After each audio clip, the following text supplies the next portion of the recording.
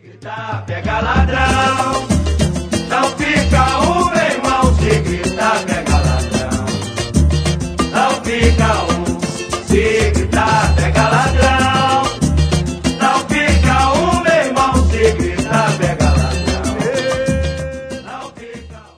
Muito bem, eu quero hoje fazer uma reflexão com vocês, tendo por base o texto que está na segunda epístola de Pedro, capítulo 2, versículo 1 em diante. Pedro, quando escreveu essa epístola, ele disse assim, isso é um alerta para a igreja.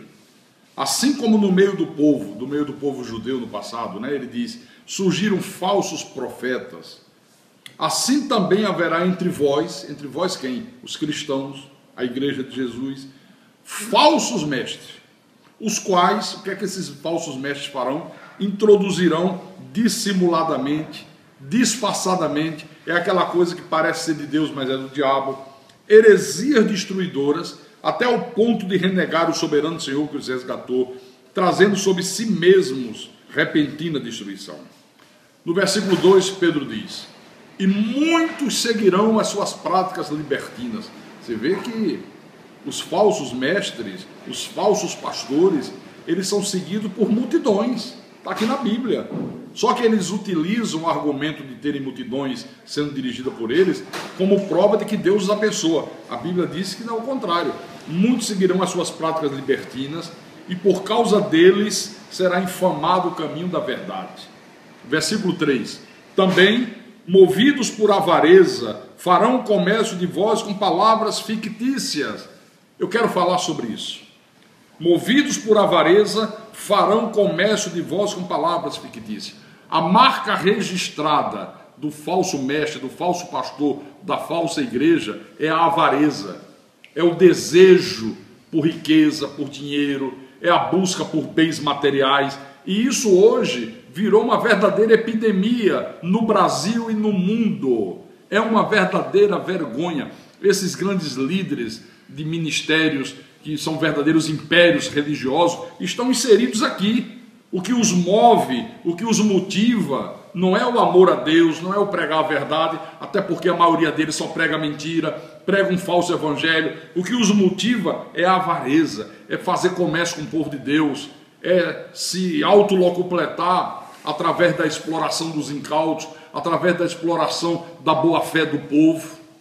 Todos eles estão inseridos nele. Você vê toda hora um escândalo. Outro dia, um desses grandes ícones, desses movimentos que pregam a teologia da prosperidade, estava no programa de televisão pedindo que as pessoas enviassem para ele R$900, que quem atendesse a voz dele, que era Deus falando através dele, ia receber uma bênção especial de Deus, que Deus tinha uma bênção reservada para cada pessoa que mandasse R$900. Ora, meu Deus do céu, num país sério, isso era motivo para um cara desse estar na cadeia, porque isso é estelionato. Se você pudesse anotar o nome das milhares e milhares e milhares e milhares de pessoas que creram nisso, que mandaram R$900 e continuaram vivendo a mesma vida de antes, ou talvez pior, seria motivo para jogar um sujeito desse para mofar na cadeia. É estelionato, é mentira. Agora, há poucos dias, um desses cantores famosos, gospel, que todos eles se dizem levita, não existe levita hoje, todos eles são exploradores da igreja, tiram proveito da igreja, todos eles ficaram milionários às custas da boa-fé do povo. Thales Roberto, um pastor de União dos Palmares, acho que é Alagoas, divisa ali com Pernambuco, marcou um show. Primeira coisa, pastor não é promoter, pastor não é para ficar promovendo show, pastor é para pregar o evangelho de Jesus Cristo, pastor é para proclamar a verdade, pastor é para protestar contra os desmandos dos falsos líderes, das falsas igrejas, dos falsos políticos, não é para promover show. Quando um pastor promove um show, é porque ele está de olho no lucro que aquele show vai trazer para ele. Ele vai pagar caríssimo o cachê do cara, mas ele sabe que o lucro é grande. Está um vídeo na internet. Se der, nós vamos postar aqui. E o cachê desse Thales Roberto é de R$70 mil. Vocês sabem o que é o sujeito ganhar um cachê de R$70 mil para dizer que está louvando a Deus? Isso é um roubo, isso é um descaramento, isso é uma falta de vergonha na cara. Isso é explorar a igreja do Senhor Jesus Cristo. Mas sabe o que aconteceu? Ele foi para o show, o pastor já tinha dado em contrato 42 mil adiantado, mais 15 passagens de avião, mais o hotel, e tinha que pagar o restante antes do cara subir ao palco. Só que choveu. E esse show, que segundo palavras do pastor, ele esperava ter 20 mil pessoas, só tinha lá 600. E ele não tinha mais o dinheiro para pagar o restante. Fez um apelo ao cantor, que ele fosse ao palco, que ele cantasse para aquelas pessoas, que ele entendesse o problema. E o cantor não compareceu, disse, não subo, só subo se me der o restante. Meu cachê é 70 mil reais.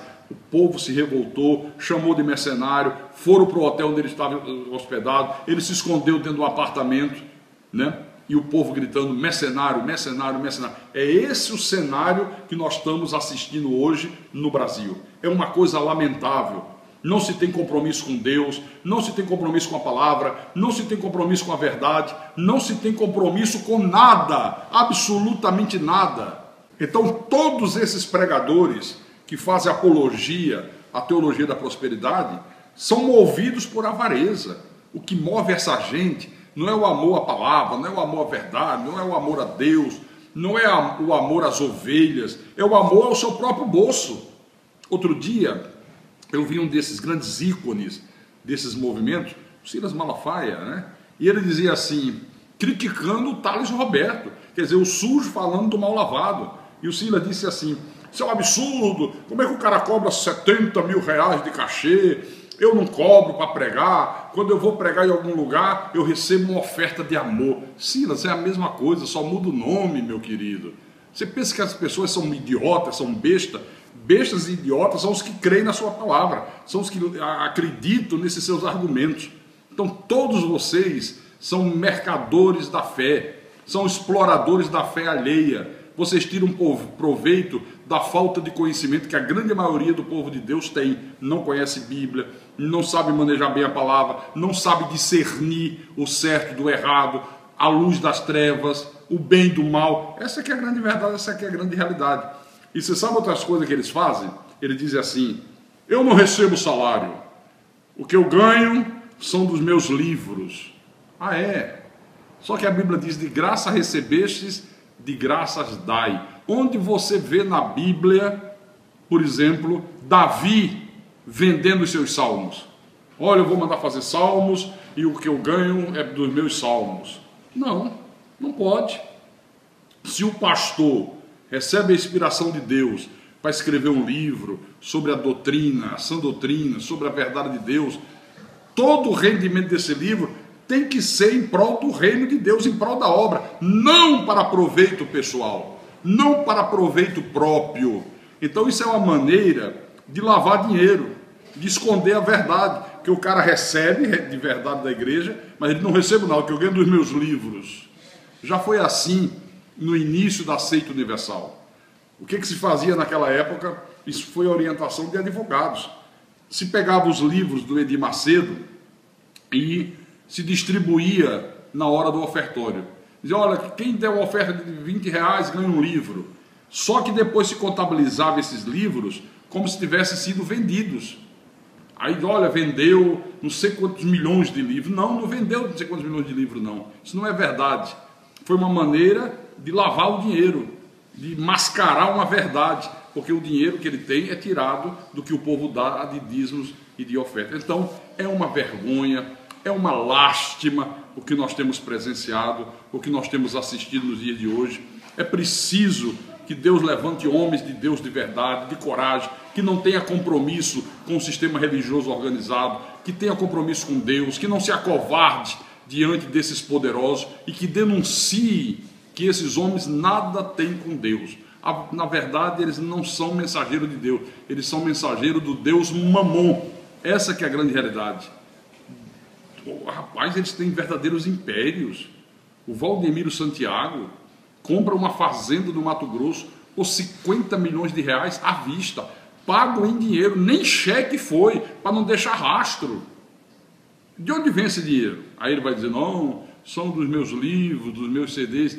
Olha, e para quem usa aquele argumento, pastor, mas a Bíblia diz que digno é o trabalhador do seu salário. Ah, é? Digno é o trabalhador do seu salário? E você já viu alguma vez trabalhador comprando fazenda de 50 milhões de reais? Você já viu algum trabalhador comprando avião? Você já viu algum trabalhador comprando mansão? Botando os filhos para estudar nos colégios mais caros? Você já viu algum trabalhador fazendo essas coisas? Claro, é evidente que não. Quando a Bíblia diz digno é o trabalhador do seu salário, é um salário.